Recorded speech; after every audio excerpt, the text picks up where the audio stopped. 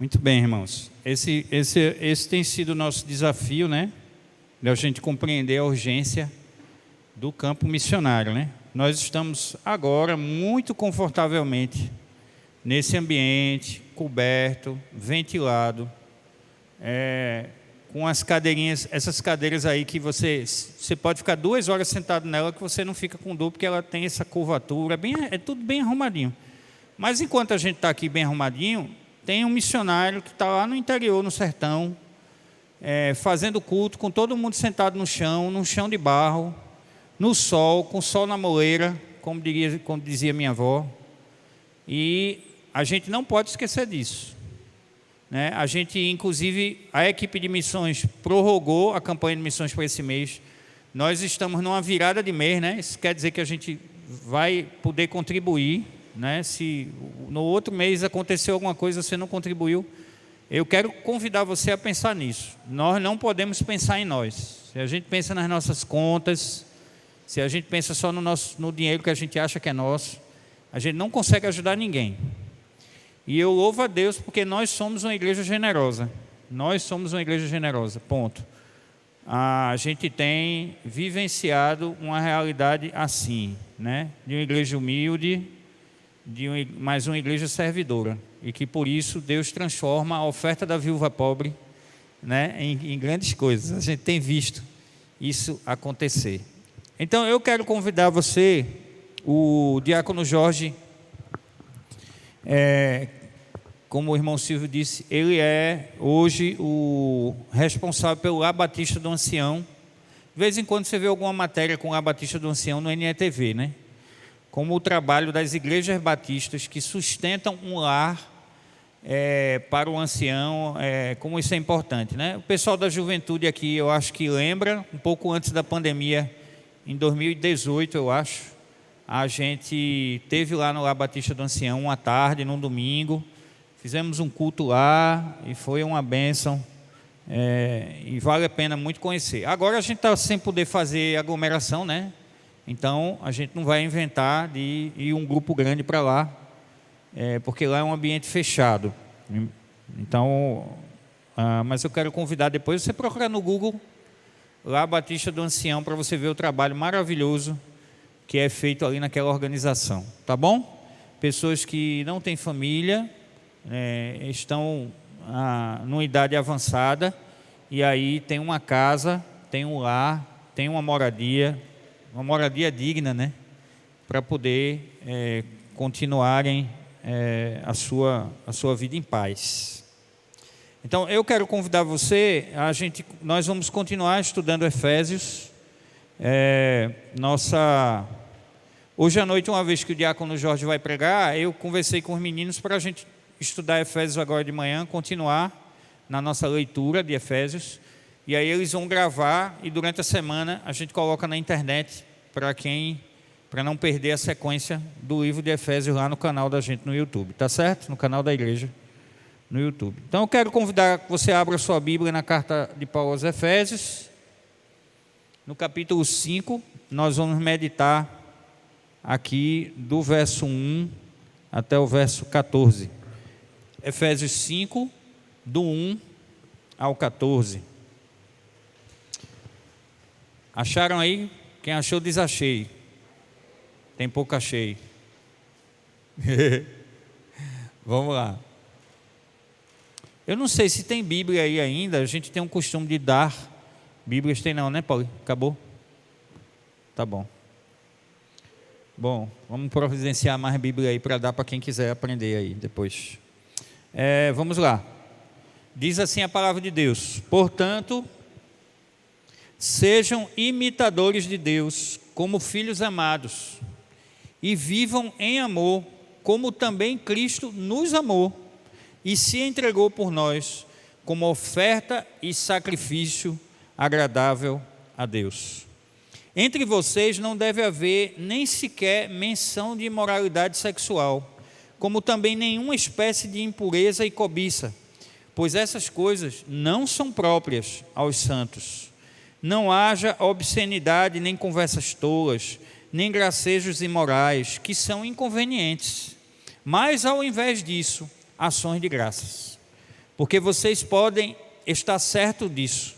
Nenhum imoral, ou impuro, ou ganancioso, que é idólatra, tem herança no reino de Deus, no reino de Cristo e de Deus. Ninguém os engane com palavras tolas, pois é por causa dessas coisas que a ira de Deus vem sobre os que vivem sobre a desobediência. Portanto, não participem com eles sobre essas coisas. Vocês outrora eram das trevas, mas agora são luz no Senhor. Então vivam como na luz, pois o fruto da luz consiste em toda bondade, justiça e verdade. Aprendam a discernir o que é agradável ao Senhor. Não participe das obras infrutíferas das trevas, antes exponham-nas à luz, porque aquilo que eles fazem em oculto é vergonhoso. Mas tudo que é exposto pela luz torna-se visível, e a luz torna-se visível todas as coisas.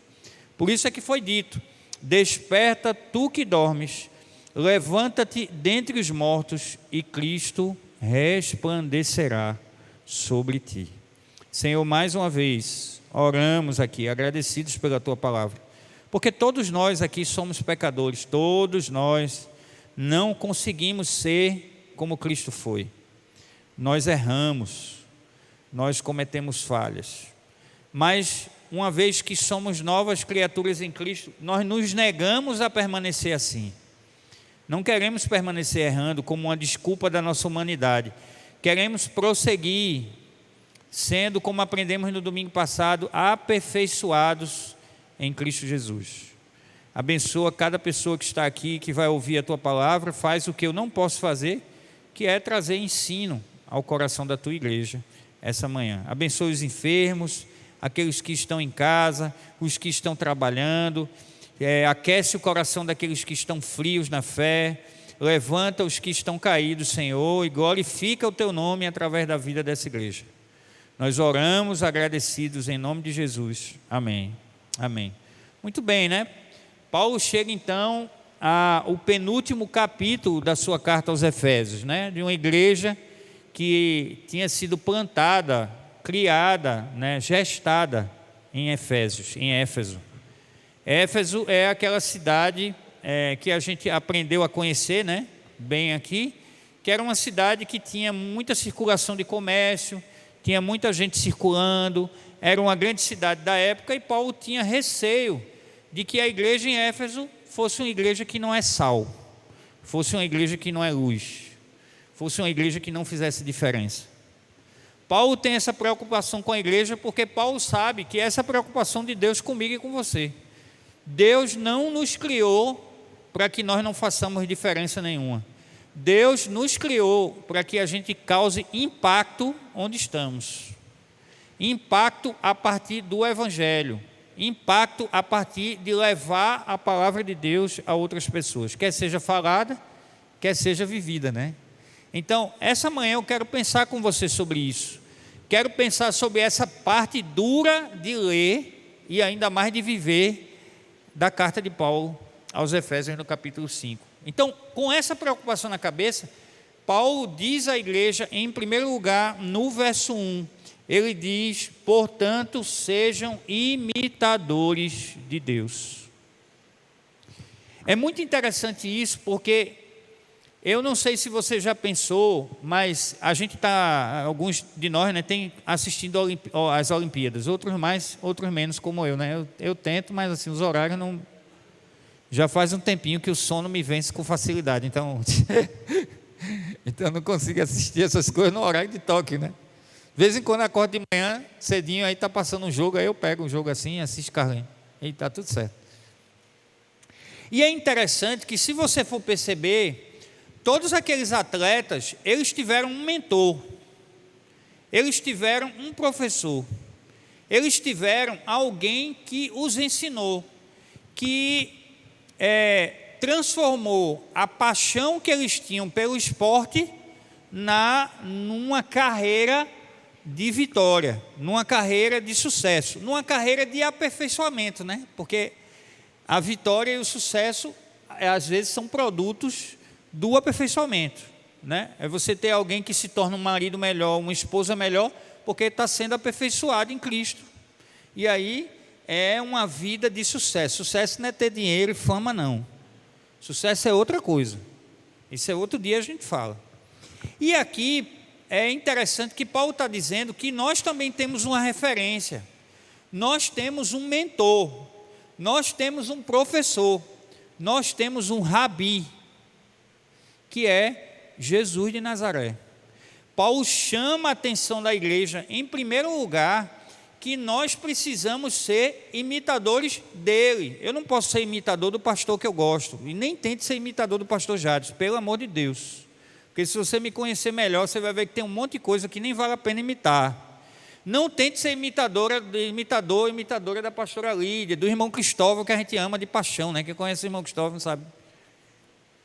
Da irmã Cícera, né? Dos anciãos e anciãs dessa igreja. Eles são bênção para a gente, mas não tente ser imitador deles, não.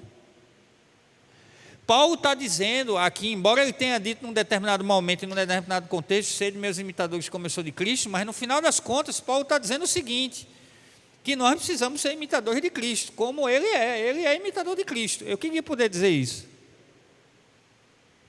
Então, o primeiro desafio para você e para mim é, Paulo chama a igreja para ser imitador e imitadora de Cristo. Como isso é importante. Tem gente que morre por um ator de novela, por um ator de cinema. Tem gente que é capaz de saber a escalação da seleção brasileira de futebol de 30. Tem gente que é capaz de saber, sabe tudo sobre uma pessoa que segue no Instagram, o que foi que a pessoa disse, o que a pessoa chegou de dizer. Às vezes em um determinado programa de televisão, alguém vem com a roupa e naquele mês seguinte tem um monte de gente aparecendo com a mesma roupa. São imitadores. Paulo diz aqui que nós devemos ser imitadores de Cristo. Cristo é a nossa referência. Não é o nosso irmão, não é a nossa irmã, não é a nossa igreja, muito menos a nossa denominação. Paulo chama a gente a ser imitador de Cristo. E ele diz como. Ele diz que nós devemos ser imitadores de Cristo e por isso devemos viver no amor. O amor é o trilho do crente. É como se fôssemos, aí a turma mais antiga, né? Vamos botar do metrô, vamos botar do trem não, que o metrô está mais atualizado, né? O Brasil não aproveitou a malha ferroviária dele, né? Os países aí no mundo, sobretudo na Europa, eles aproveitaram muito bem a malha ferroviária porque é um transporte barato. Enfim, isso é outra coisa, isso é política pública. A gente não, mas aí vamos falar de metrô, né? Nós somos um metrô, a gente deveria ser um metrô que anda sobre um trilho que é amor. Se ele sai do trilho, se o metrô sai do trilho um pouquinho, o que é que acontece? Que você vê na NTV, o metrô quebrou de novo, não é não? Descarrilha, e Deus tenha misericórdia, mas se não acontecer um negócio lá é pior. Tem gente que acidenta. É assim a vida do crente. O trilho da vida do crente é o amor, porque ele é imitador de Jesus. Quando a gente sai do amor, quando a gente sai do trilho, acontece a mesma coisa que acontece com o metrô. Qual é o objetivo do metrô? O metrô serve para quê? Além de quebrar. O metrô serve para quê? Transporte, né? Eu, quando era adolescente, ia muito para a casa da minha avó durante a semana e quando criaram o metrô era uma beleza, porque eu pegava aqui em Afogados o metrô e descia lá na Werneck, e novo, andava um pedacinho, estava lá perto da casa da minha avó, né? Naquela época dava certo. Assim como o metrô, quando descarrilha do trilho, ele não cumpre a sua função. O crente que não é imitador de Jesus e que não anda no trilho do amor, não cumpre a sua função. Ele descarrilhou, ele saiu da direção que deveria ir, né? Jesus diz, né, João 14,6, eu sou o caminho, a verdade e a vida. Ninguém vem a Deus, ninguém vem ao Pai, se não for por mim. é Jesus. E eu e você precisamos estar atentos, porque às vezes eu leio essas coisas e eu digo assim, eu penso comigo mesmo, penso comigo, eu de mim mesmo, digo. Eu penso assim, lá vai eu ouvir de novo a mesma coisa. Pastor, o senhor está dizendo o óbvio. Será? Será que Jesus não precisou dizer a mim e a você e aos discípulos tantas vezes a mesma coisa, a ponto de João, na sua primeira carta à igreja, precisou dizer: um novo mandamento vos dou, que vos ameis uns aos outros. Você olha assim, que novo mandamento é esse aí, João? Qual é o maior mandamento? Amar a Deus sobre todas as coisas e ao próximo como a ti mesmo. Ou depois, como Jesus disse, e ao próximo como eu amei você. E João chega e diz que esse mandamento é novo. Deve ser novo para quem nunca viveu. Tudo é novo para quem nunca viveu. Eu não sei você, mas agora no acampamento da Cristolândia eu fui ajudar na cozinha, né? Eu já tinha ajudado na cozinha lá em casa, né? Coitado da minha esposa, passou 3 dias comendo a comida que eu fiz. A mesma comida, eu vou comer um franguinho que meu marido fez, coitado, 3 dias. Quando ela pegou chikungunya, o braço dela, a irmã Cícera, ficou igual a da irmã Marrus. Cadê a irmã Marrus? Daquele jeito, irmã Marrus. Ainda está, bichinha. A gente lembrou da senhora. E aí, quando eu chego lá, eu pensei, pastor, está precisando de gente aí. Lá vou eu, lá para um negócio que eu nunca fiz. Eu nunca fiz macarrão para 50 pessoas. Então, fazer macarrão é um negócio que eu nunca fiz, é novo para mim. E a Bíblia tenta dizer isso para mim e para você o tempo todo. Paulo, Jesus, são usados por Deus para lembrar a gente que o nosso trilho, que a nossa caminhada, que o nosso caminho em Cristo precisa ser viver em amor. Meu Deus, como o mundo seria diferente se nós vivêssemos o amor. Como o mundo seria diferente se dos 7 bilhões de pessoas, 2 bilhões e meio, se não estou enganado, são de cristãos. Irmão, 12 pessoas. Nós herdamos boa parte do que 12 discípulos, né? Um era mais ou menos, né? Então, era mais para menos do que para mais. Então conta 11 aí. Nós herdamos. Nós estamos aqui também hoje por causa daquilo que Cristo fez através dos 11 que ficaram. 11 pessoas, irmãos, transtornaram o mundo a ponto de, em Atos, ser dito na Bíblia, aqueles que transtornaram o mundo chegaram até aqui. A Bíblia chama então a mim e a você, qual é o impacto que no amor eu e você temos causado na vida das pessoas? Qual é o impacto que nós temos causado no bairro onde a gente está, na casa, na vizinhança onde a gente mora, no colégio onde a gente estuda, na faculdade onde a gente vai, no nosso trabalho? Qual é o impacto que eu e você temos causado? Paulo chama a igreja para viver imitando Cristo e, portanto, viver no amor. Essa semana eu tenho ficado muito feliz assim pela quantidade de pessoas que têm me dado a oportunidade de ser seu pastor, também na conversa. Eu louvo a Deus por poder servir os irmãos sendo pastor, mas como eu fico feliz quando alguém liga para mim e diz assim: pastor, vem aqui em casa.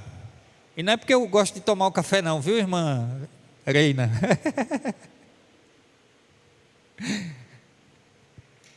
É porque eu gosto de conversar sobre as coisas de Deus.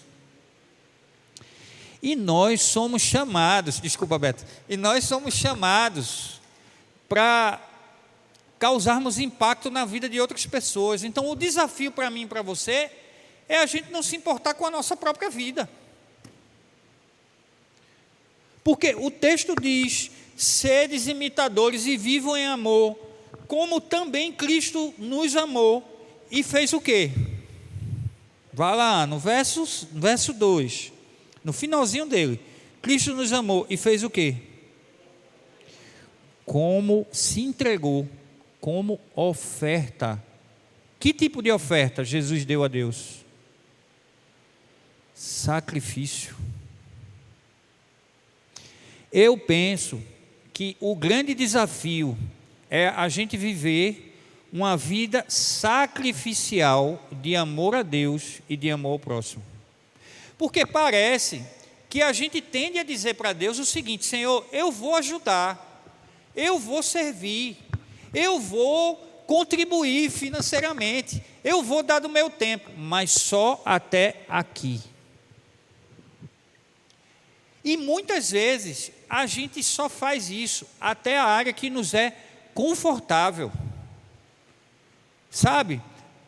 Quando Jesus se entregou, quando eu penso o que Jesus fez por mim, eu penso que tudo que eu faço para Deus é muito pouco.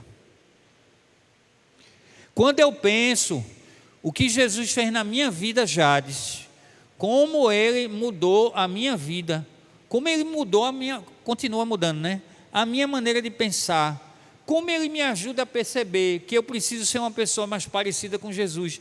Tudo que eu faço para Deus é pouco. Então, Paulo diz isso. Paulo diz que Jesus não nos amou de qualquer jeito. Se a gente deve viver em amor, o texto diz que a gente deve ter Cristo como referência e viver em amor, não é? Que tipo de amor? Aí ele diz: o amor que Jesus viveu por nós. Um amor sacrificial. Eu continuo achando que eu não dou conta de todo mundo. Eu não dou conta de visitar todo mundo. Eu não dou conta de ligar para todo mundo. Essa semana tem vários irmãos que fizeram aniversário. Eu acho que eu consegui falar com alguns. Não consegui falar com todos. Eu não consigo estar em todos os lugares que eu deveria estar. Eu não consigo fazer todas as reuniões que a gente precisa fazer, né, Lica? Eu tive uma reunião com o pastor Alídio essa semana. Eu disse: meu Deus, como é que a gente vai dar conta de tanta coisa?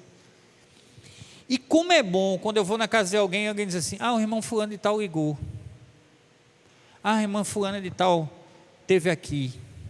Pastor, o senhor falou isso essa semana, o irmão ligou para mim e orou para mim. O amor não é só para ser vivido pelo nosso professor da EBD. Ele não é só para ser vivido pelo líder do pequeno grupo, não. A visita não é só para ser feita pelo grupo diaconal, o ministério diaconal da igreja, nem pelo ministério pastoral, não. É por todos nós. Quando eu e você pegamos o telefone e ligamos para alguém, a gente diz assim: irmão, olhe, cadê você? Irmão, você é importante. Isso é amor. Isso é cuidado. Ontem nós recebemos a ligação de uma pessoa que vem aqui a ajudar hoje à tarde com cesta básica. A pessoa nunca veio aqui. Quer dizer, já veio aqui, mas não para isso. E aí ligou, eu fiz: você quer? Aí hoje de manhã cedo, quando eu acordei, tomei café, né? Graças a Deus. E aí sentei na mesa e comecei a ligar para as pessoas que estavam na lista. A gente tem uma lista que a gente sabe quantas crianças tem em cada casa. Esse levantamento a gente fez antes da pandemia. Então a gente começa pelas casas que tem mais crianças. Começamos pelas casas que tem, por exemplo, hoje, 6 crianças. Depois 5 crianças, 4 crianças, 3 crianças. E começamos a ligar. E aí eu liguei para uma casa que tinha 4 crianças. E na hora que eu liguei, que eu falei com a pessoa: oi, tudo bom, bom dia, desculpa o horário, era 7h40 da manhã, desculpa o horário, eu sou o pastor Jades da Igreja Batista Imperial, e a gente recebeu uma cesta aqui, a gente ligou, estamos ligando para você, porque a gente sabe que você tem 4 crianças em casa, é isso mesmo? Eu nem lembro agora se foi 4 ou foi 5, mas assim, tinha de 6 para baixo. E fez-se o silêncio no telefone. E depois, com a voz embargada, né, feito essa que eu estou ficando agora, a pessoa disse assim: muito obrigado, pastor. Muito obrigado. E aí eu disse para a pessoa assim: não agradeça a gente não, isso é Deus cuidando de você. E aí houve silêncio de novo no telefone. Amor. Amor sacrificial. Amor que levou esse casal com um grupo de amigos a dizer assim: vamos comprar umas cestas básicas para a gente entregar para quem está precisando. Eles investiram dinheiro, eles investiram tempo, eles investiram conhecimento, eles usaram a rede de amigos para fazer isso. Amor sacrificial. É esse amor sacrificial que fez alguém doar essas cadeiras que a gente senta aqui hoje. Sabe que essas cadeiras eram de um cinema aqui de Recife, sabia disso? De um grande cinema.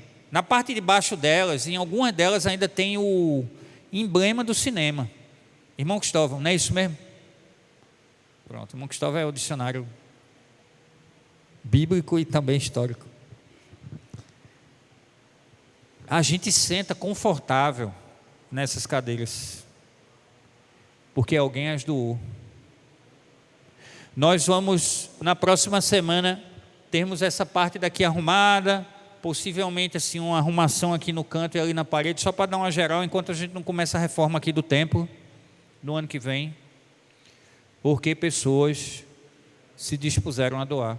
Chegaram assim, pastor, como é que a gente faz para ajudar ali na parte do templo da frente? Eu quero doar a tinta.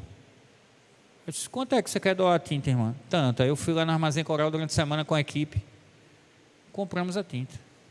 E amanhã vai ter um mutirão com um monte, né, Ninha? A gente ficou até de noite no último mutirão aqui. Começou de 2 da tarde, deu 9 da noite. E a turma aqui lavando aqui a área do lado, limpando. Já viu o porão lá, aquele negócio do porão? A gente deu fim aquilo ali tudinho. Agora vai pintar. E depois, se Deus quiser, botar cerâmica. O que é isso? Amor sacrificial. É o amor que você que é mãe, ou que você que é filho sabe, que sua mãe e seu pai fizeram por você. Quem é pai hoje sabe o que o pai e a mãe passaram. Você sabe o que seu pai e sua mãe fez por você. A gente faz pelos filhos da gente o que a gente não tem condição de fazer por nós, é ou não é? O que é isso? Amor sacrificial. É isso que Paulo está dizendo à igreja. Olhe para Cristo, imite Cristo, vive em amor e em amor sacrificial. Por isso, eu preciso, quando eu sou interpelado aqui, perguntado pelo texto, quando o texto me confronta, quando Deus dá olha, te orienta, Jade. Sabe aquele negócio que Deus faz? Às vezes a gente está meio paradinho, né? Aí Deus faz assim, ei. Esse texto faz isso. Deve fazer com você também. Qual tem sido a oportunidade, ou qual tem sido, de que maneira você tem exercido o amor sacrificial? Hoje pela manhã nossa irmã Rivânia não está aqui. Rivânia tem muito cuidado com a recepção, muito cuidado. É impressionante, ela liga para mim durante a semana e diz assim, pastor, olha, talvez tenha uma situação assim, eu não vou poder estar. Pastor, olha, não é verdade, Fernando? E aí Rivânia chega para mim e diz assim, pastor, nós precisamos de ajuda na recepção nos domingos de manhã, pelo menos um domingo. Essa é uma oportunidade de exercer amor sacrificial pela igreja. De chegar lá e dizer, tudo bem, irmão. O irmão Cristóvão estava dizendo hoje de manhã que ele nunca foi recebido em lugar nenhum como ele é recebido nessa igreja, desde sempre. E eu concordo. Tive em 2 igrejas nesse mês para falar e nem boa tarde. 40 minutos sentado, nem boa tarde. Quando você está atuando na recepção, você está recebendo bem alguém que está vindo pela primeira vez. E você pode até não ter um sorriso assim, né? Ter aquele sorriso, o seu sorriso ser feito o meu, né? Assim, precisa melhorar? É a máscara ajuda. Mas quando você recebe bem alguém, hein? É o quê? É piada interna isso aí, você está amando sacrificialmente alguém. Então, o convite de Paulo, então, é para dizer o seguinte, por isso que ele diz assim, aí, a partir do verso 3, Paulo então vai corrigir o rumo, porque se você ler o texto sem entender o que ele disse no começo, você está pensando que Paulo está querendo trabalhar só moralidade. Lá vem a Bíblia com moralidade. Não, irmão, não é moralidade não, é consequência de quem é imitador de Cristo. Por isso que ele diz, entre você não deve haver sequer menção de imoralidade sexual, nem impureza, nem cobiça, porque essas coisas não são próprias aos que estão sendo santificados. Quando ela diz os santos, não quer dizer perfeito não, ela diz os que estão sendo santificados, os que Deus está aperfeiçoando, como o irmão Wellington chega e diz assim, eu quero entregar minha vida a Jesus. Domingo passado, ele fez uma decisão de iniciar um processo, de dizer assim, agora eu quero ser parecido com Jesus. O Espírito Santo já estava tocando no coração dele, ele toma a decisão e ele inicia um processo. Então, nesse processo, as coisas que naturalmente nós faríamos, nós vamos deixando de fazer, porque estamos em Cristo Jesus. Por isso que Paulo está dizendo à igreja, olha, não pode haver obscenidade, nem conversa tola, nem gracejo imoral, dessas coisas inconvenientes. Não pode haver. Por quê? Porque nós estamos em transformação. Se eu sou imitador de Cristo e eu sou completamente igual ao mundo, alguma coisa está errada.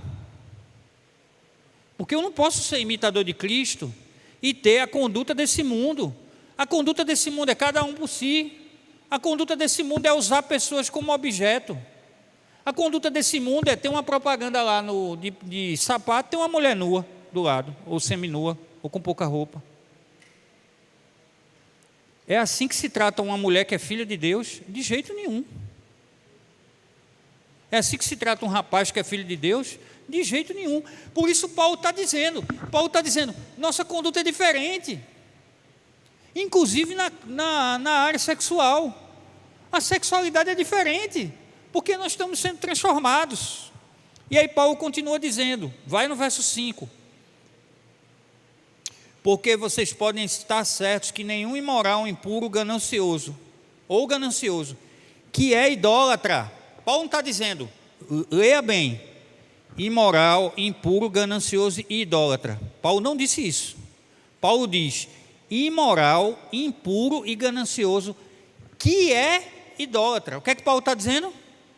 Paulo está dizendo que imoralidade, que ser ganancioso e que ser impuro é idolatria. Se o seu impulso sexual governa você, é um ídolo, é idolatria, e não pode haver outro Deus. Se houver outro Deus, não entra no reino. O reino é de quem? Oi? Quem é o rei? Se eu sirvo a outro rei, eu vou entrar no reino desse rei? É isso que Paulo está dizendo. Paulo está dizendo que vida desgovernada, que é governada ou desgovernada pela imoralidade, pela impureza e pela ganância, é idolatria. Conosco não pode ser assim. Nós não podemos ser governados pelo dinheiro. A coisa mais fácil do mundo é ser governado pelo dinheiro, irmão. Porque todos nós somos lisos. Não tem ninguém rico aqui. Tem rico, não. Tem algum ganhador da Mega Sena sem jogar, que é crente, não pode.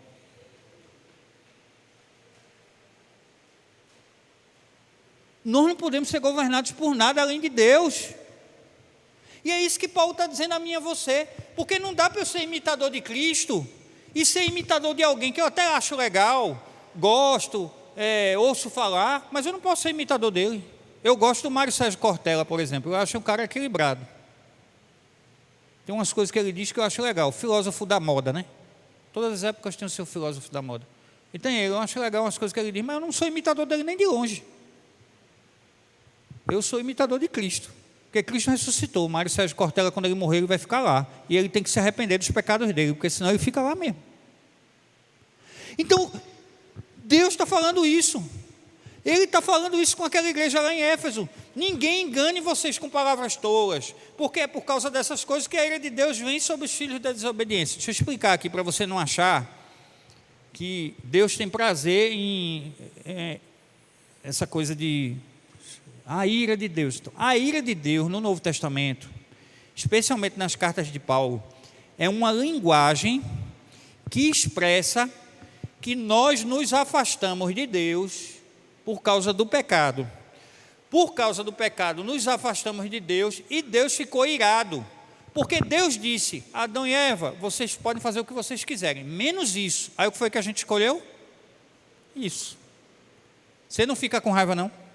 Quando você diz para alguém, faz o que quiser aí, menos isso aqui, alguém fizer com isso, você vai ficar feliz, vai?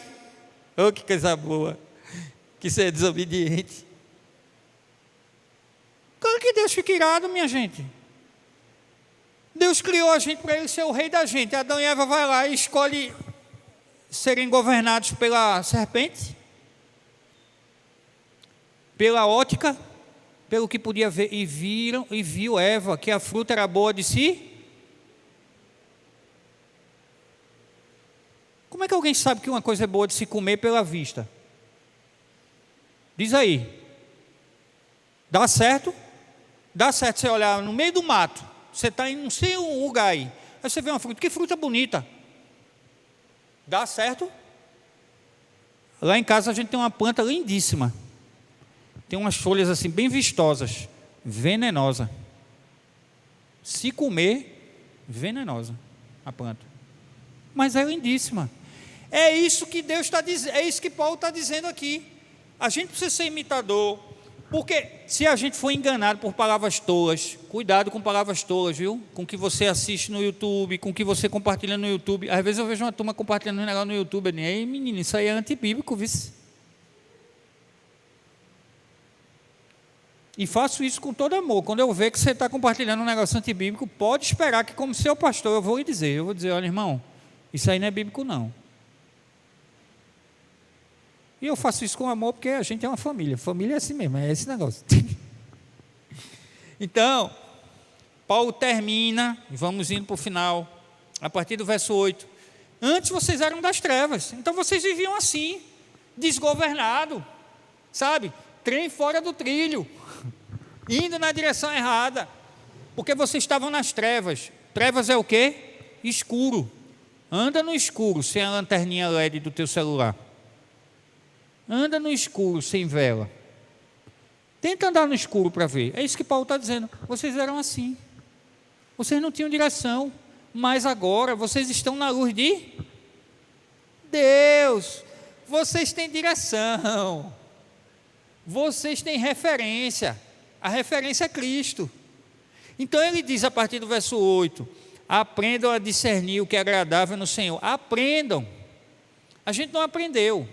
Aprendam aqui é gerúndio. Olha, vamos lá. Gerúndio não, desculpa.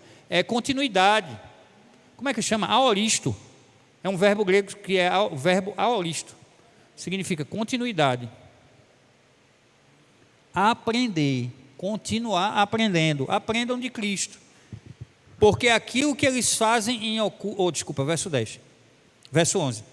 Não participem das obras infrutíferas das trevas, exponham a luz, porque o que eles fazem é oculto, até de mencionar é vergonhoso. Mas tudo que é exposto pela luz torna-se visível, pois a luz torna visível todas as coisas. Por isso é que foi dito: desperta tu que dormes, levanta-te entre os mortos, e Cristo resplandecerá sobre ti. O que é que Paulo está dizendo? Paulo está dizendo, nós somos imitadores de quem? De Cristo. Qual é o nosso trilho? Que tipo de amor? Sacrificial. E agora o que é que Paulo está dizendo aqui no final? Paulo chega e diz assim, olha, não gaste tempo. Não gaste tempo com coisas que são tolas e infrutíferas. Veja, o que eu quero dizer é que não é para você precisa ter um tempo de ócio. Eu e você.